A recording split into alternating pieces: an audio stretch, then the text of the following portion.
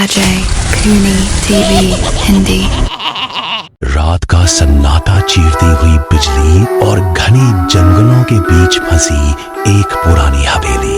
अर्नव एक पत्रकार था जो श्रापित जगहों पर लेख लिखता था। उसे खबर मिली थी कि मध्य प्रदेश के एक छोटे से गांव में एक ऐसी हवेली है जहां रात को संगीत बजता है, लेकिन वहां कोई इंसान नहीं रहता। कोई है क्या? मुझे रात भर रुकने की जगह मिलेगी? दरवाजा अपने आप खुल गया। अंदर एक बूढ़ा नौकर खड़ा था। उसकी गर्दन टेढ़ी थी और उसकी आंखें पूरी तरह सफेद थी। उसने एक शब्द भी नहीं बोला, बस हाथ के इशारे से अर्नव को अंदर आने को कहा। अर्नव को एक सोफा पर बिठाया गया। कुछ देर बाद एक औरत खाना लेकर आई। उसका चेहरा आधा जला हुआ था। जैसे ही उसने अर्नव को पानी देने के लिए अपना मुंह खोला, अर्नव की चीख निकल गई। उस औरत की जुबान को जड़ से काट दिया गया था और वहां सिर्फ एक काला छेद था। ये क्या है?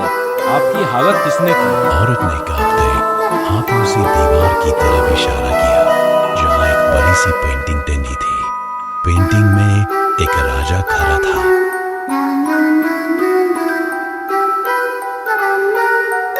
आधी रात को अचानक ऊपरी मंजिल से नाचने की आवाज आने लगी।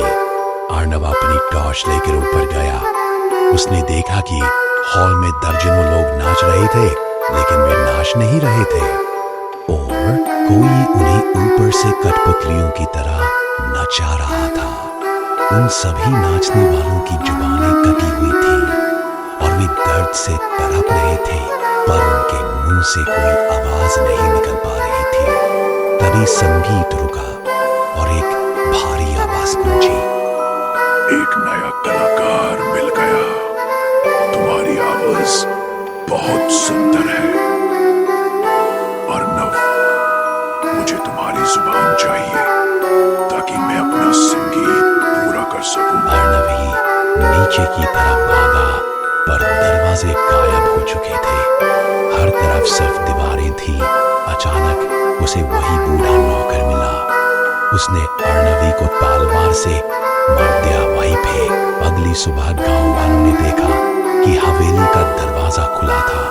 अर्नवी हवेली के बरामदे में बैठा था। वह मुस्कुरा रहा था। फिर कोई शब्द नहीं निकला। उसके मुंह से सिर्फ खून की एक बूंद गिरी और उसकी जगह एक चांदी की कैंची बाहर निकल गई। कहते हैं उस हवेली का संगीत आज भी बजता है। अगर कभी आप उस रास्ते से गुजरे और आपको कोई नाचने का न्योता दे, तो अपना मुंह बंद रखना, क्योंकि वहां खामोशी की कीमत आपकी जुबान है।